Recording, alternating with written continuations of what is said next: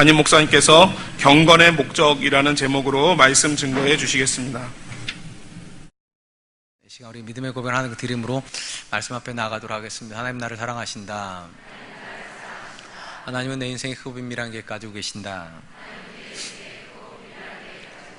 하나님은 오늘도 나와 동행하셔서 그 계획 이루어 주신다. 아멘. 그렇게 될 줄로 믿습니다. 아멘. 한자어로 신앙에 해당되는 단어는 믿을 신, 우러를 앙 이렇게 쓰여지고 있음을 봅니다. 한자상으로 보아도 신앙은 크게 두 가지 영역을 포함하고 있음을 알게 됩니다. 첫째 부분은 믿음의 부분입니다. 우리는 하나님의 살아계심을 믿고 그 하나님께서 지금도 이 땅의 역사를 주관하고 계심을 믿습니다. 두 번째 부분은 실천적 영역입니다. 한자 사전을 찾아보면 우러를 앙의 또 다른 의미는 따르다라고 하는 의미가 있음을 알게 됩니다. 그러니까 신앙은 단순히 하나님을 믿음으로만 고백하는 것이 아니라 삶의 현장에서 하나님의 말씀으로 따라 사는 것까지를 포함하는 것이라는 것을 알게 됩니다. 성경이 말하는 신앙의 정의가 정확하게 이 한자어 정의하고 일치합니다. 성경이 말하는 신앙은 삶의 영역 플러스 예배의 영역으로 이렇게 국한하여서 설명할 수 있을 것이기 때문입니다. 성도는 믿음을 가지고서 하나님 앞에 예배를 합니다. 그리고 삶의 영역에서 성도가 추구해야 될 가장 중요한 가치는 성경적으로는 거룩입니다. 이 부분에 대해서 하나님께서 예배하는 자들에게 요구하시는 거룩의 모습이 왜 요구가 되는지 이렇게 말씀하시는 모습을 보게 됩니다.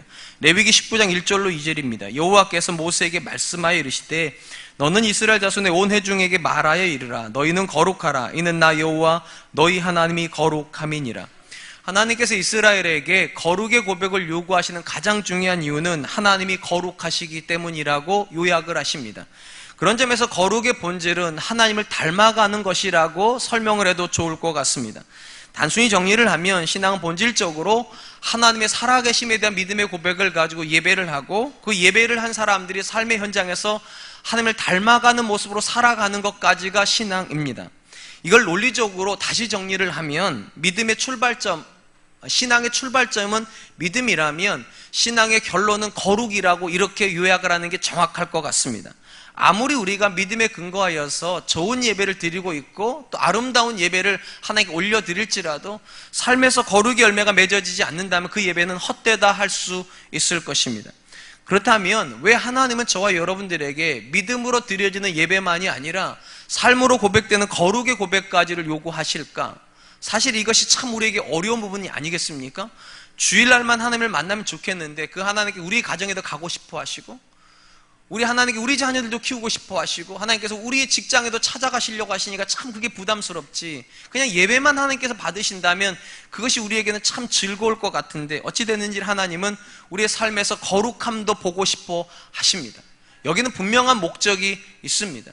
우리가 익히 알고 있는 대로 본래 하나님과 사람은 닮아 있는 존재였습니다. 그런데 죄가 들어오면서 사람 안에서 하나님이 싫어하시는 모습들이 생겨나기 시작했습니다. 이로 인해서 사람은 더 이상 하나님을 알지도 않고 하나님을 보지도 못하고 하나님을 느끼지도 못하는 그런 상태에 도달하게 됩니다. 이때 하나님께서 하나님의 사람들을 부르십니다. 그리고 그들을 거룩하게 하심으로 어떤 일을 하시는가? 하나님을 보지 못하는 자들을 향하여서 하나님을 볼 수 있는 통로를 삼아주시는데 그게 저와 여러분들입니다. 이 부분에 대해서 우리에게 가장 도전을 주는 말씀은 출애굽기 19장 6절 상반절입니다. 너희가 내게 대하여 제사장 나라가 되고 거룩한 백성이 되리라. 하나님께서 이스라엘 출애굽시키셔서 그들에게 뭐라고 말씀하시는가? 너희가 거룩한 백성인데 뭐를 위한 거룩한 백성인가? 제사장 나라가 되기 위한 거룩한 백성. 제가 자주 강조드리는데 이 제사장 나라라고 하는 말은 하나님과 세상을 연결시키는 겁니다. 하나님을 보지 못하는 자들에게 마치 하나님을 볼 수 있는 것처럼 우리의 삶을 통해서 그들에게 영향을 줘야 된다는 겁니다. 하나님을 믿는다는 것이 저렇게 사는 거고 저렇게 사는 남편을 보니까 정말 하나님 계시는 것 같구나. 저렇게 키워지는 자녀들을 보니까 하나님께서 정말로 저 자녀 안에서 일하시는구나. 이것이 하나님께서 저와 여러분들에게 요구하시는 가장 중요한 삶의 모습일 것입니다. 의심이 여지없이 구약 성경에서 하나님께서 이스라엘에게 주셨던 모든 율법 그리고 모든 가르침은 근본 목적이 거룩입니다. 하나님의 제사장이 되게 하기 위함입니다. 그럼 신약은 좀 달라졌는가? 전혀 달라지지 않았습니다. 신약에서도 예수님께서 제자들에게 요구하시는 삶은 너희는 세상의 소금이고 너희는 세상의 빛이다. 그리고 이를 통하여서 너희 착한 행실을 통하여 하나님께 영광을 돌리게 해라. 쉽게 말하면 우리의 삶이 그들에게 거룩한 삶으로 들어지고 거룩한 삶으로 비추어질 때 그들이 비로소 하나님께 영광을 돌린다.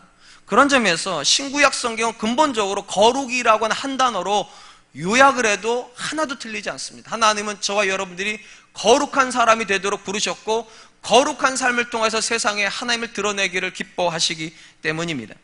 오늘 우리가 살펴보게 될 본문의 말씀은 하나님께서 거룩함이라고 하는 목적으로 주신 하나님의 말씀이 예수님 당시에 어떻게 변질되었는가를 우리에게 보여주는 말씀이라 생각이 됩니다.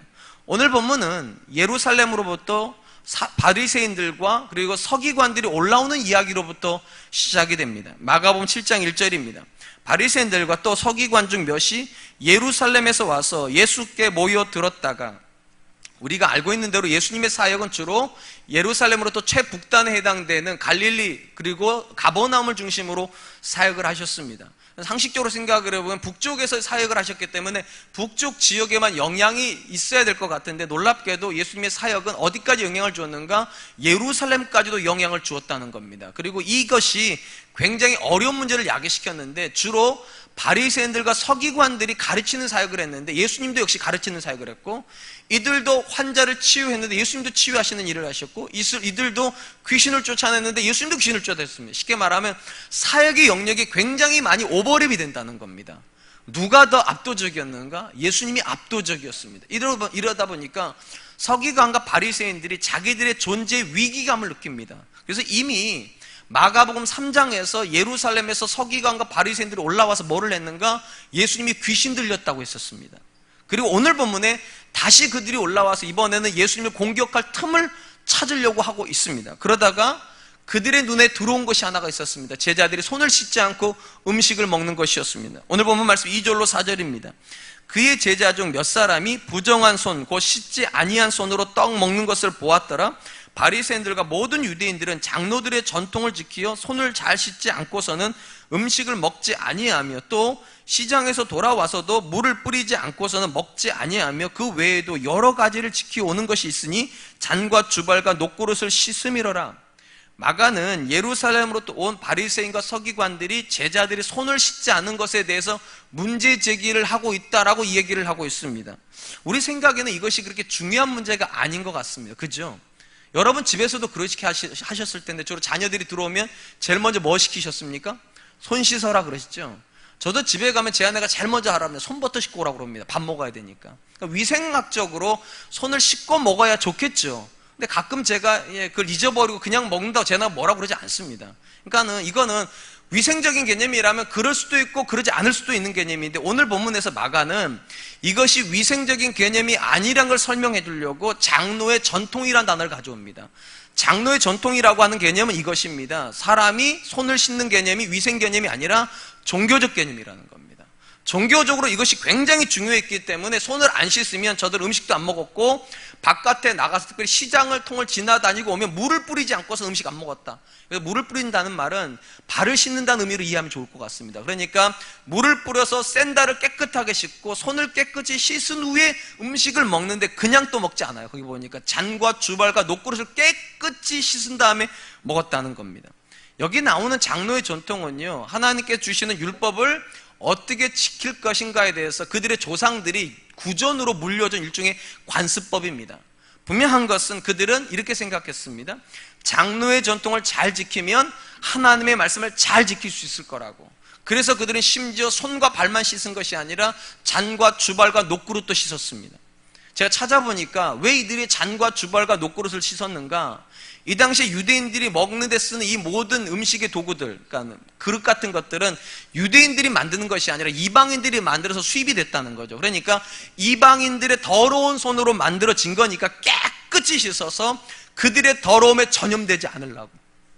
그러니까 일종의 경건하려고 굉장히 몸부림을 쳤다는 겁니다. 그 자체로 나쁜 거 아닙니다. 손 씻는 거 좋은 거고 발 씻는 거 좋은 거고 그릇을 깨끗이 씻으면 일단 좋은 건데 왜 이게 문제가 되는가? 이것이 하나님의 율법의 기본 정신으로부터 자꾸만 벗어나면서부터입니다.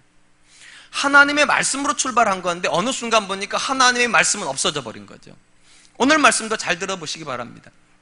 제가 서론에서 이렇게 말씀드렸어요. 하나님께서 주시는 모든 율법은 근본 목적이 뭐라고 그랬습니까? 거룩입니다. 그리고 거룩은 또 무엇을 위한 목적입니까? 다른 사람들을 하나님께 인도해 오기 위한 목적입니다. 그런데 오늘 본문을 잘 들여다보세요.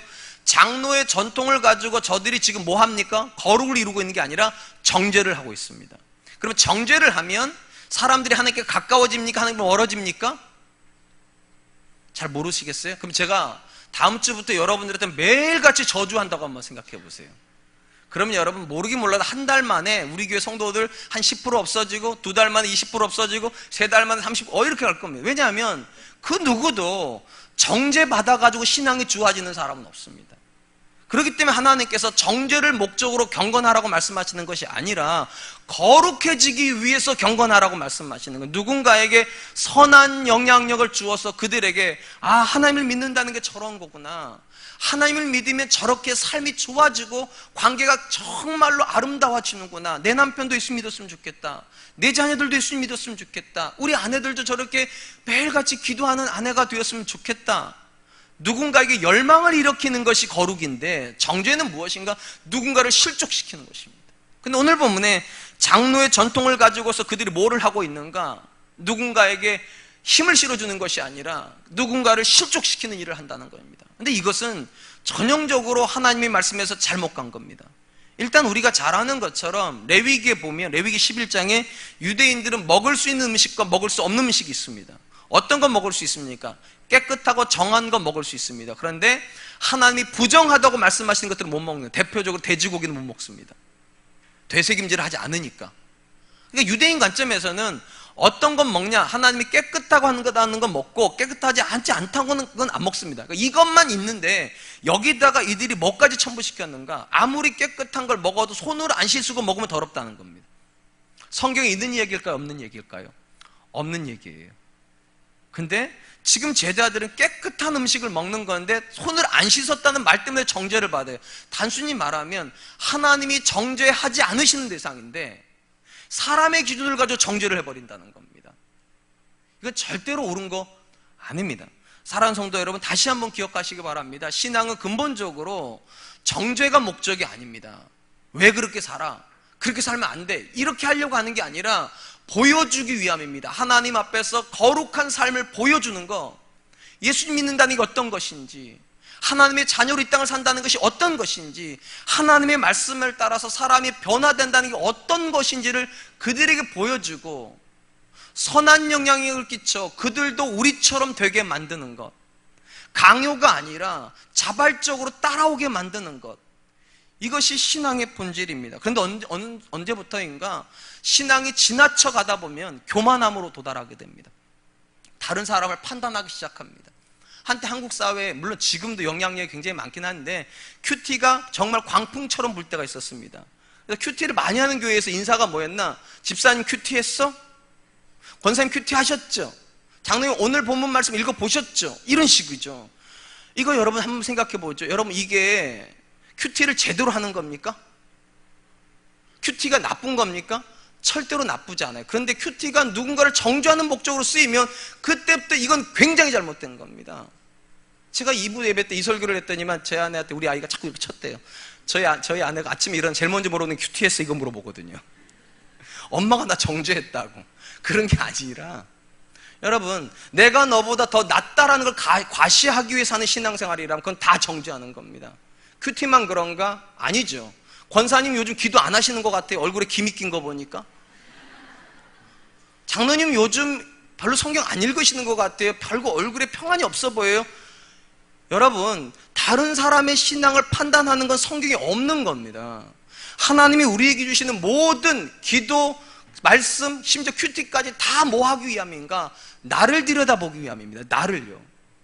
내가 정말 주님을 닮아가고 있나? 내 안에 주님께서 기뻐하시는 인격이 형성되고 있나? 나를 통하여서 내 옆에 있는 사람들이 정말 하나님 만나고 있는가?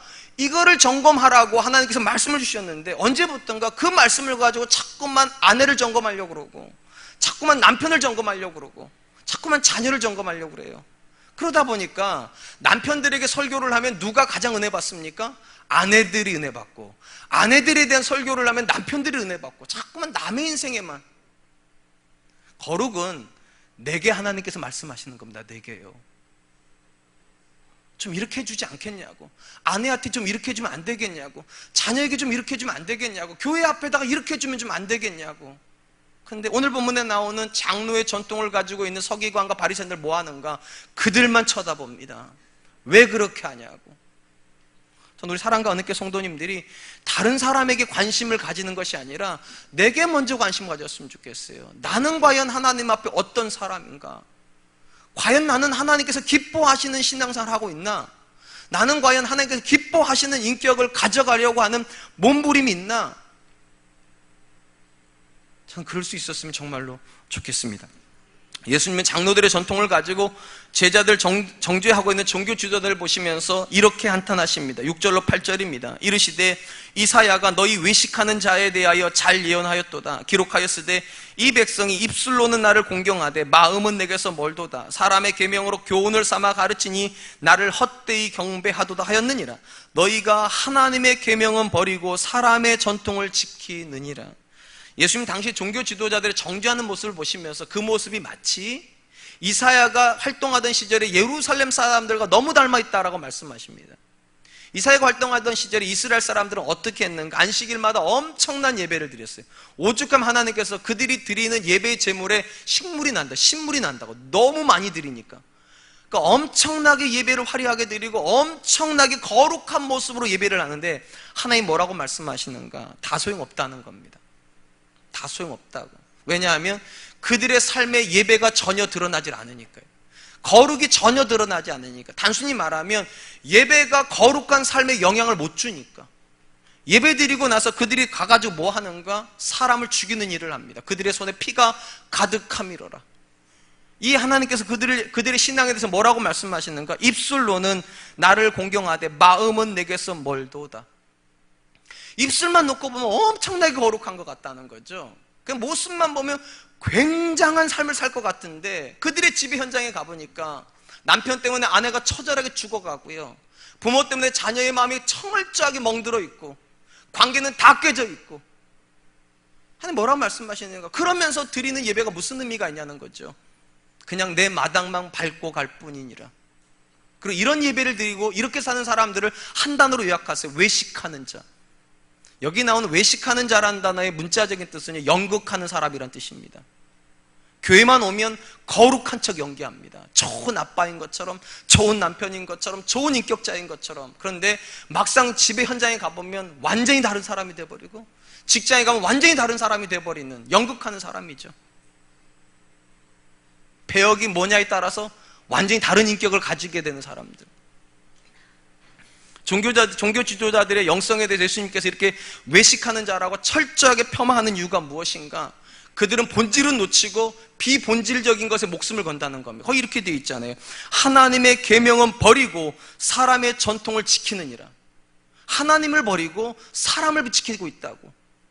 그러니까 하나님의 말씀이 본질인데 그 말씀으로 자기는 들여다보지도 않고 사람들이 뭐라고 말하는지에만 깊게 관심이 있다는 거예요. 사람들이 뭐라고 말하는지. 그건 다 거짓이라는 겁니다. 특별히 여기서 우리가 주목해야 될 말이 나옵니다. 이사야가 했던 말 중에 헛되이 예배한다, 헛되이 예배한다. 여러분 이 말을 오해하시면 안 돼요. 이스라엘 사람들이 잘못된 방법으로 예배하고 있다는 게 아닙니다. 그들은 완벽한 방법으로 예배드립니다. 하나님 앞에 드려야 될 번제 정확히 드립니다. 하나님 앞에 드려야 될 헌신 정확하게 합니다. 그런데 뭐가 헛되다고 말을 하는가? 그들의 예배가 하나님에게 아무런 의미가 없다는 겁니다. 아무런 의미가 없어요. 여러분 한 번만 들여다 생각해 보시죠. 우리가 하나님 앞에 왜 예배합니까? 크게 말하면 두 가지 때문입니다. 하나는 영광을 돌리기 위해서요, 하나님한테요. 두 번째는 은혜 받기 위함입니다. 그러면 은혜 받아서 뭐 하려고요? 은혜를 받아보면 알아요. 은혜를 받으면 감격스럽죠. 나같이 이렇게 못난 사람에게 그 은혜를 주셨으니까 내가 어떻게 하면 하나님께 보답을 할 수 있을까? 그게 거룩이에요. 은혜는 있는데 거룩이 없으면 그건 헛된 겁니다. 하나님께서 저와 여러분들에게 왜 그렇게 잘해 주실까요? 왜 그렇게 나를 사랑해 주실까요? 왜 그렇게 내가 기도하면 들어주실까요? 하나님이 기대하시는 게 있다니까요. 나를 통해서 내 아내가, 나를 통해서 내 남편이, 나를 통해서 내 자녀가, 나를 통해서 내 옆에 있는 사람이 하나님 만날 수 있기를.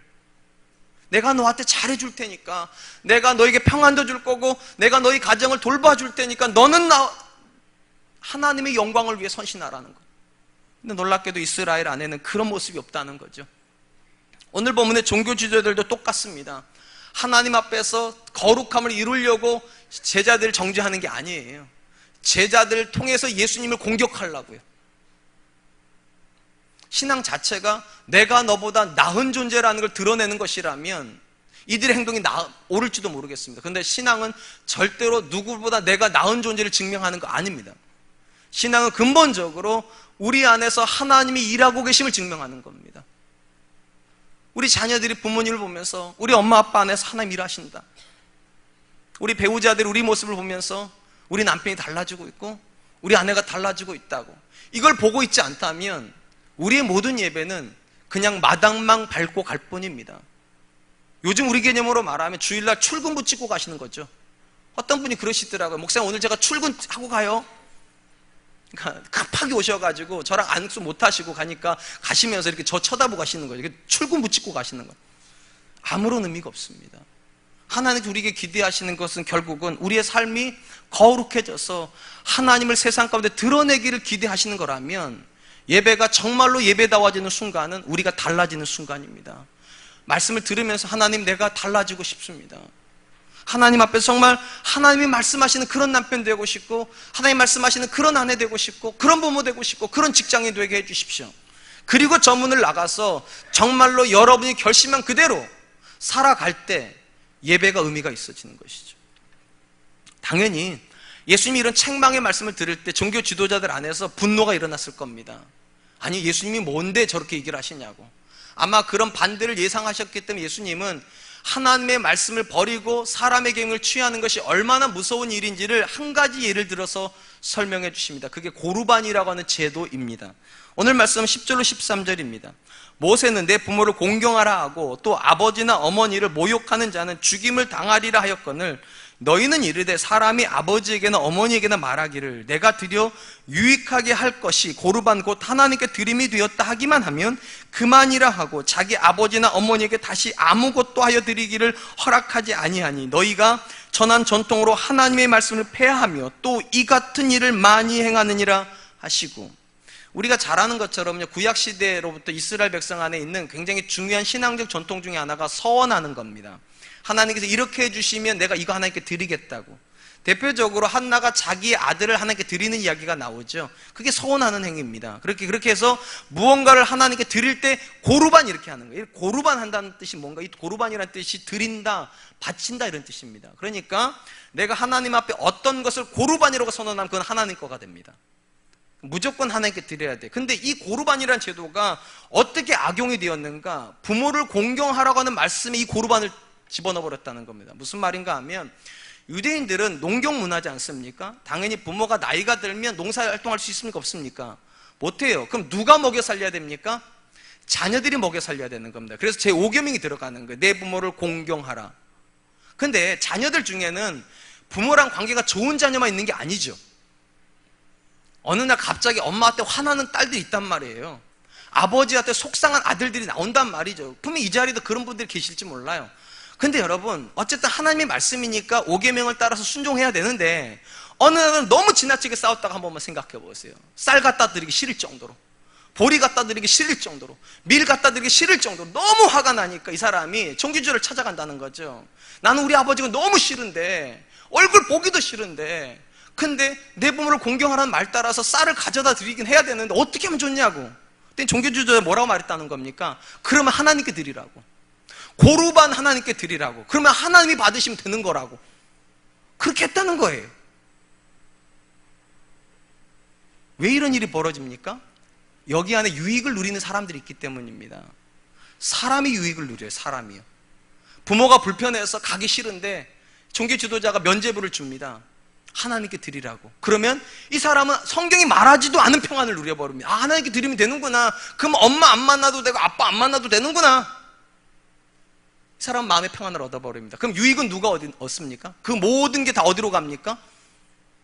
성전으로 들어가죠. 그럼 누가 배불러집니까? 종교 지도자에 배부르는 거죠. 이런 걸 뭐라고 말합니까? 누이 좋고 매부 좋다고 그러죠. 근데 한번 생각해 보세요. 원래 이 말씀의 출발점이 뭐였습니까? 내 부모를 공경하라고 하신 하나님의 말씀에서 출발을 해서 부모에게 드려야 되는 건데, 이 말씀은 없어져 버리고 뭐만 나왔는가? 사람들이 뭐라고 말하는가? 무엇이 내게 듣기에 좋은가? 무엇이 내게 유익한가? 여러분들이 생각하는 은혜가 대부분 그런 거 아닙니까? 내 귀를 즐겁게 하고 내게 유익하면 은혜잖아요. 내 마음을 힘들게 하고 나를 책망하는 하나님 말씀은 내게 은혜라고 생각 안 하지 않습니까? 그런 식으로 해가지고 장로의 전통이 만들어졌다는 겁니다. 사람을 기쁘게 하고 누군가가 그걸 통해서 유익을 얻으려고 할 때 장로의 전통이 만들어진다는 겁니다. 사랑하는 성도 여러분, 장로의 전통이 그 자체로 나쁜 거라고 제가 말씀 안 드렸어요. 장로의 전통은 다 하나님의 말씀을 잘 지키려고 출발한 겁니다. 그런데 이것이 시간이 흘러가다 보니까 변질이 된다는 거예요. 누군가에게 근거도 없는 자유를 주려고, 부모 만나는 게 힘드니까 고르반 해버리라고. 그러면 누군가가 그럴 때문에 유익을 얻는다. 하나님이 유익을 얻는 게 아니에요. 사람이 유익을 얻어버려요. 이러면 하나님의 말씀은 사라져버려요. 그렇기 때문에 오늘 본문에서 예수님께서 가장 강조하는 것이 무엇인가? 뭐가 진짜 본질이냐는 거. 뭐가요? 하나님의 말씀이 본질이에요. 하나님의 말씀이 뭐라고 말씀하셨는지 날마다 물어야 된다는 겁니다. 사람이 뭐라고 말하는가 하나도 중요하지 않다. 저는 오늘 본문이 주는 도전이 분명히 있다고 생각합니다. 왜냐하면 이 시대뿐만 아니라 이 땅에 교회가 세워진 모든 시대 동안에 장로의 전통은 한 번도 사라진 적이 없기 때문입니다. 사람들에게 근거 없는 자유와 근거 없는 평안을 주는 수많은 말씀들이 쏟아졌습니다. 아시는지 모르겠지만 올해가 종교개혁 500주년이라고 그러죠. 마틴 루터가 종교개혁을 외친 올해가 500주년. 여러분, 종교개혁이 어떻게 출발되었습니까? 여러분이 잘 아는 단어로 시작이 되죠. 면죄부요. 중세교회가 면죄부를 팔기 시작했습니다. 면죄부를 왜 팔았습니까? 아주 간단히 말하면 그 당시가 종교가 국가의 가장 중요한 요소였죠. 그러다 보니까 종교 집단이 굉장히 방만하게 교회를 운영을 했습니다. 엄청난 사업을 했고요. 엄청난 것들을 종교 지도자들이 이제 부조리를 일으켰죠. 그러다 보니까 그 방만한 걸 운영할 만한 재정이 필요했고, 더 큰 문제가 무엇이었는가? 베드로 대성전을 지으려고 하는데 돈이 없었습니다. 제가 찾아보니까 베드로 대성전이 규모가 어느 정도 되는가? 6,000석이요. 안 놀라실 줄 알았어요. 우리 본당 사이즈가 한 700석 정도 됩니다. 그러니까 이거 10배짜리를 1500년대 짓는다고 생각해요. 1500년대예요. 이 10배짜리를. 얼마나 돈이 많이 들어가겠습니까? 요즘처럼 기술이 좋아가지고 재정을 아끼는 시대도 아닌데 엄청난 돈이 들어가도 방만하게 운영이 되니까 그 많은 재정을 어떻게 감당할 수 없으니까 종교 지도자들이 어떤 머리를 썼는가? 저들의 마음에 근심거리를 해결해 주자는 겁니다. 그게 뭐냐? 예수님 믿지 않고 죽은 사람들이요. 내가 뭔가를 해주면 그들에게 좀 변화가 있으면 좋지 않겠는가? 그래서 그들이 뭐라고 말했는가? 내가 헌금해주면 헌금통에 딱 들어서 따르르릉 하고 딱 떨어질 때 그 영혼이, 죽었던 영혼이 천국으로 한 걸음 한 걸음 옮겨간다고. 그러니까 헌금을 많이 해서 다다다닥 하면 다다다다닥 올라가는 거 아니에요? 얼마나 마음이 좋겠어요. 얼마나. 내가 그렇게 사랑했던 시어머니에게 복음을 못 전했는데 내가 헌금만 해주면 내 시어머니가 천국 갈 수 있다면, 내 남편이 갑작스럽게 죽어가지고 구원에 대한 고백도 없이 죽었는데 내가 헌금만 해주면 천국 갈 수 있다는데, 엄청난 평안이죠. 평안을 주려고 면죄부가 시작된 겁니다. 그리고 이득은 누가 챙긴 겁니까? 교회가요. 성전 짓고 방만하게 운영할 수 있는 그 모든 재정이 들어왔어요. 이거 진짜로 어떻게 생각해보면 사람들에게는 평안을 주고 교회는 부강해졌으니까 정말 좋은 거 아닙니까? 안타깝지만 성경적이지 않습니다. 그래서 종교개혁자들 외친 게 뭡니까? 성경으로 돌아가자고. 누이 좋고 매부 좋고가 아니라, 사람들이 기뻐하면 좋은 게 아니라 정말로 하나님께서 무엇을 원하시는지, 정말 이것이 성경적인지, 오늘날 교회가 하고 있는 이 행동들이 과연 성경개혁인지 다시 한번 물어보고, 성경이 금하는 건 뿌려버리고 성경이 하라고 하는 것은 목숨 걸고 하자고. 그게 종교개혁이었습니다. 그 다음에 또 한번 생각해 봅니다. 우리 시대에는 사람이 만든 장로의 전통들이 없습니까? 한국교회는 없습니까? 굉장히 많이 있습니다. 목회자가 만들어낸 장로의 전통도 있고 성도들이 만들어낸 장로의 전통도 있습니다. 목회자들이 만든 대표적인 장로의 전통은 임직과 관련이 있습니다. 임직이요. 한국교회는 언제부턴가 임직을 하려면 돈이 드는 교회입니다. 장로는 얼마 내야 되고, 권사는 얼마 내야 되고, 안수집사 얼마 내야 된다고. 근데 이걸 굉장히 멋있게 포장을 시킵니다. 어떻게 포장을 하는가? 이번 임직을 통하여서 캄보디아에다 병원을 짓겠습니다. 금액은 3억이니까 장로님들 얼마씩, 권사님들 얼마씩, 누군 얼마씩, 이렇게 해가지고 그걸 거둬요. 맞아요. 목적은 굉장히 좋아요. 근데 여러분, 성경이 말하는 임직이 그렇게 하는 겁니까? 성경이 말하는 임직은 무엇인가? 한 사람이 믿음 안에서 온전한 고백을 드리고 있고 그의 삶이 거룩함으로 주변 사람들의 선한 영향을 끼치고 있다면 그를 임직하라는 거죠. 돈하고 아무 상관없습니다. 근데 거룩한 목적으로 그걸 다 포장시킵니다. 이번 임직을 통하여서 개척교회 하나 세우겠다고, 이번 임직을 통하여서 교회 프로젝트 바꾸겠다고. 다 목적은 좋죠. 근데 생각해 봐야 돼요. 과연 그게 하나님께서 말씀하신 헌금입니까? 금액 정해놓고 하는 게 헌금입니까? 그건 헌금이 아니라 그건 모금입니다. 모금. 저는 우리 사랑과 은혜교회에서는 앞으로도 절대로 안 할 거, 헌금 목표액 이런 거 안 할 겁니다. 자원해서 하는 거예요. 자원해서 예배 드리다가 이 뒤에 스크린에서 저랑 말이 안 맞는 거 우리 거 아시죠? 박자 한 박자 늦게 가는 거. 그게 마음에 너무 부담이 돼서 내가 하나님께 나한테 물질을 복만 주시면 내가 저거 바꾸지. 그리고 헌금하세요. 난 뭐 이거 얼마짜리인지 몰라요. 목표액 정해놓고 헌금은 안 할 거고. 우리 교회가 해외에다가 뭐 학교를 지어야 될 일이 있으면 우리가 같이 이야기를 하고요. 그냥 자원해서 헌금해서 나오는 금액만큼 보내면 되는 거예요. 왜 거기다가 자꾸 목적을 갖다 붙이냐고요. 다 목사님들이 하는 겁니다. 거룩한 목적을 인간적인 방법으로 이루려고. 성경적이지 않아요. 철저하게 돌아서야 됩니다. 이거 목회자가 잘못 만든 거니까. 두 번째로, 여러분, 여러분들이 만들어낸 장로의 전통도 있다는 거 아십니까? 언제부턴가 한국교회에서 가장 유행하는 말 중에 하나가 부담 없는 신앙입니다. 누가 그렇게 가르치지도 않았는데 성도들 안에서 부담 없이 장로 생활하고, 부담 없이 권사 생활하고, 부담 없이 안수집사 생활하고, 부담 없이 신앙생활하는 사람들이 굉장히 많아지고 있습니다. 어떤 일이 벌어졌는가? 두 가지 일이 그러다 보니, 첫 번째, 봉사 안 합니다. 예배만 드리는 게 신앙인 줄 아세요.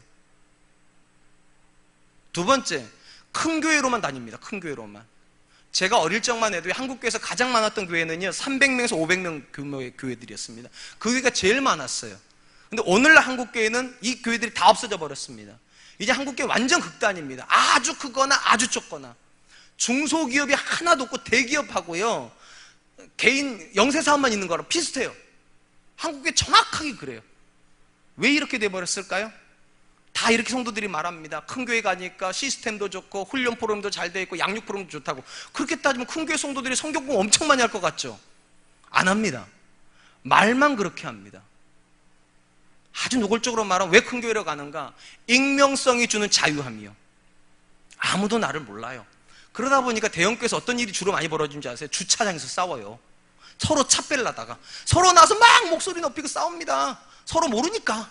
어차피 모르니까. 그리고 그렇게 싸우는데 그 다음 주 보니까 그분이 나와서 기도하고 있어요. 장로님이에요. 이게 큰 교회가 가지는 굉장한 병폐예요. 서로 모르고서 신앙생활하니까 너무 편하죠. 멱살 잡기도 편하고 쌍소리 하기도 편하고. 다 내가 유익하고 싶어서 큰 교회로 가는 거지 하나님께 영광 되려고 가는 사람 없습니다. 근데 한 번만 물어보죠. 부담 없이 신앙생활이 가능합니까? 그게 신앙생활일까요? 예수님께서 말씀하시잖아요. 아무든지 나를 따라오거든 자기를 부인하고 날마다 십자가를 지고 쫓아올지니라. 이 십자가는 전형적인 부담을 지는 신앙입니다. 전형적으로. 그래서 어느 교회는 이렇게 한다고 그러더라고요. 1시간 교회에 머물러 있으면 1시간 봉사하고 2시간 머물러 있으면 2시간 봉사하고. 하나님께 1시간 은혜 받았으면 1시간 쏟아내라는 거죠. 2시간 은혜 받았으면 2시간 쏟아내라는 거죠. 그게 신앙이라는 거죠. 받아 먹기만 하고 움직이지 않으면 비만 걸리죠. 그 병인 거 다 아시지 않습니까?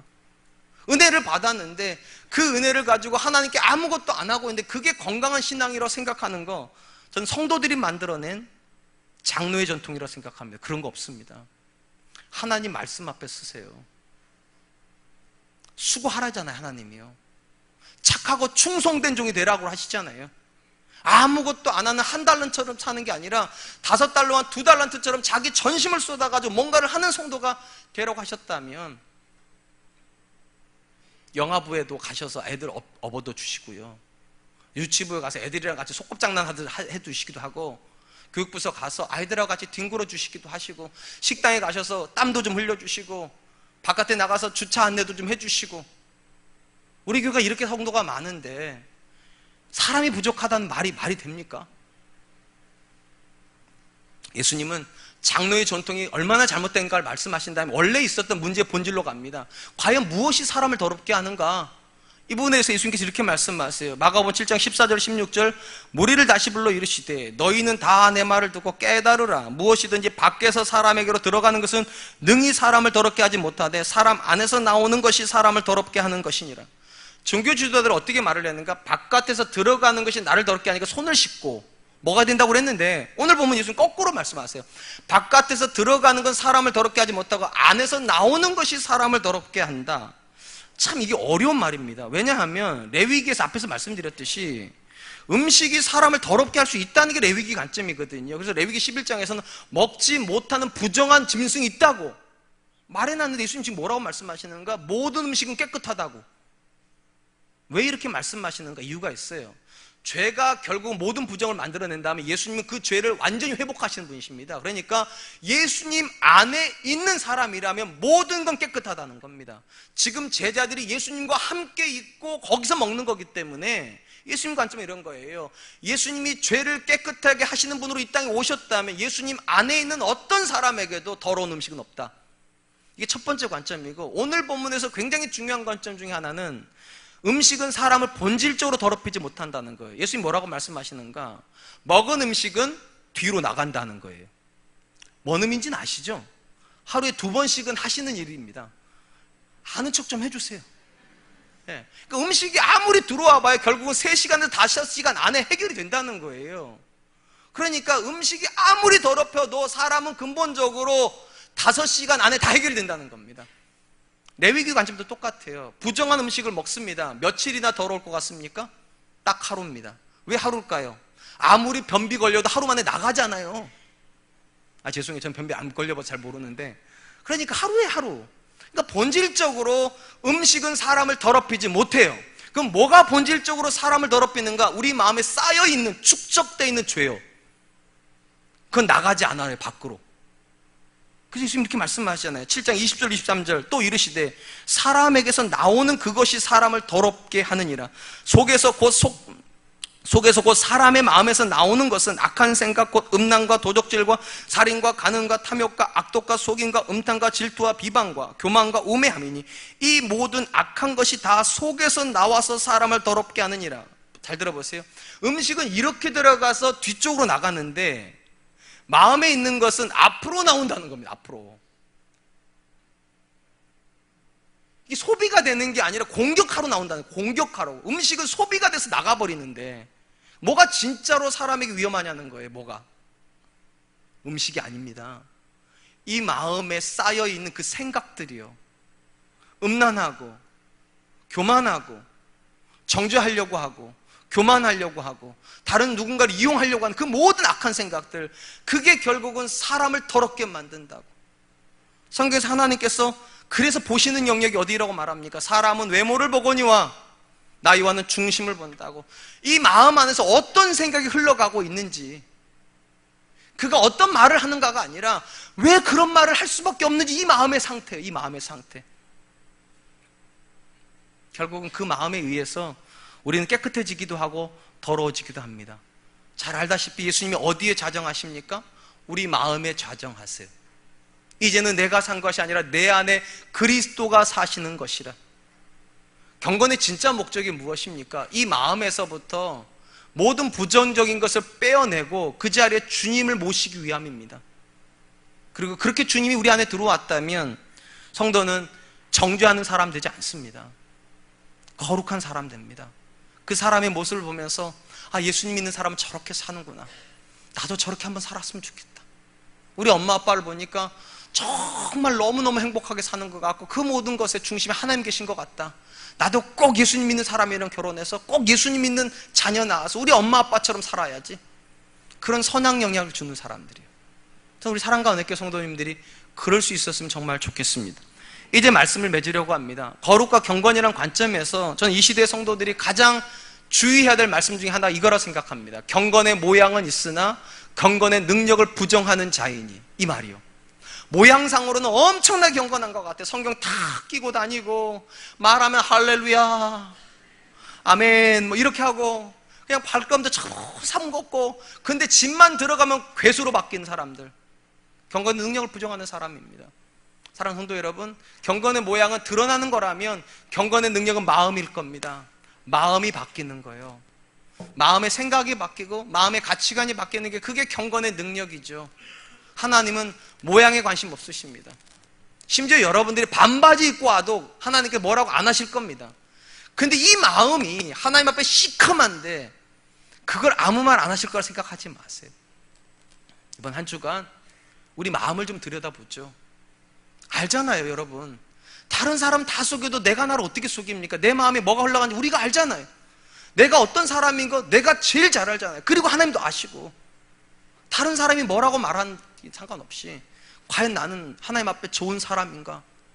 난 정말 하나님 앞에 선한 일에 힘쓰는 사람인가? 하나님께서 착하고 충성된 종이라고 말할 만한 그런 사람인가?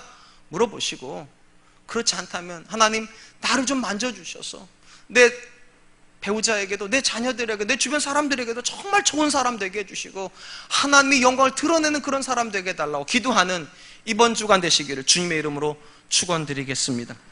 이제 우리께 찬양할 텐데요, 정결한 마음 주시옵소서 찬양하려고 합니다.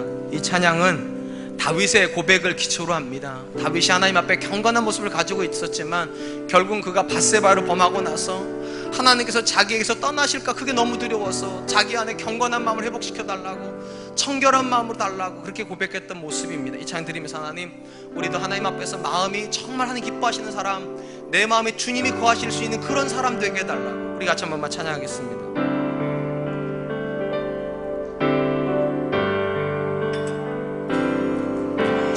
정결한 마음 주시옵소서.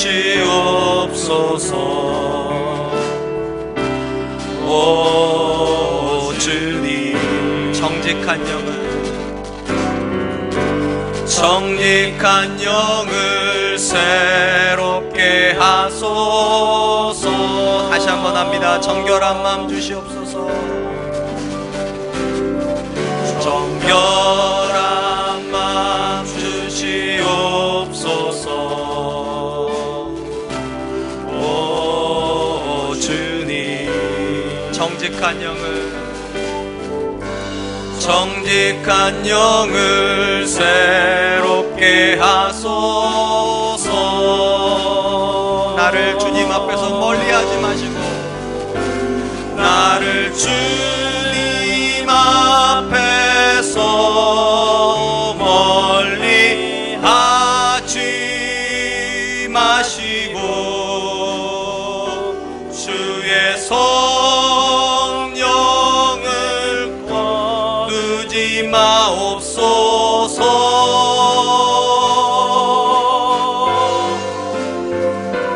그 구원의 기쁨 다시 회복시키시고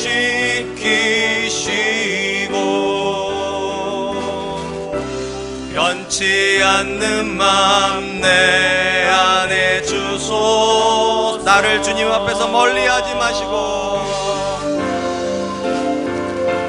나를 주님 앞에서 멀리하지 마시고 주의 성령을 거두지 마옵소서.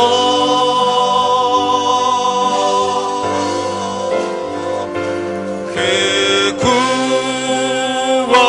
구원의 기쁨 다시 회복시키시고 변치 않는 마음 내 안에 주소서. 사랑하는 성도 여러분, 여러분 요즘 예수 믿는 게 즐거우십니까? 하나님만 생각하면 정말 행복하십니까? 그게 정상입니다. 근데 그건 절대로 여러분들이 봉사를 안 하고 내 시간이 많아지고 그래서 생기는 거 아닙니다. 사실은 하나님이 정말로 즐거워질 때는 언제냐? 마음의 중심에 하나님이 계실 때입니다. 그래서 그 하나님 때문에 내 시간을 쓰는 게 하나도 아깝지 않고, 하나님 때문에 내 물질을 쓰는 게 하나도 아깝지 않고, 하나님이 기뻐하시는 사람이 되려고 매일같이 몸부림칠 때 어쩌면 그때가 가장 기쁘고 가장 행복한 순간이 아닐까 싶습니다. 이 시간에 기도했으면 좋겠습니다. 하나님, 지금 내 마음을 사로잡고 있는 것은 무엇입니까? 온갖 탐욕과 온갖 욕심과 온갖 세상적인 생각으로 내 마음이 사로잡혀 있다면 주님 용서하여 주시고 내 마음을 거룩하게 하여 주시옵소서. 경건의 모양은 있지만 경건의 능력에서 너무 멀리 떨어져 버린 영혼이 있다면 주님, 경건의 능력이 회복이 되어 내가 먼저 새로워져서 내 주변에 있는 사람들에게 하나님의 선하심을 보일 수 있는 사람 되게 해달라고, 이번 한 주간 하나님 앞에서 내 자신을 붙잡고 기도하게 해달라고 우리 같이 한 번만 기도하도록 하겠습니다. 기도하겠습니다.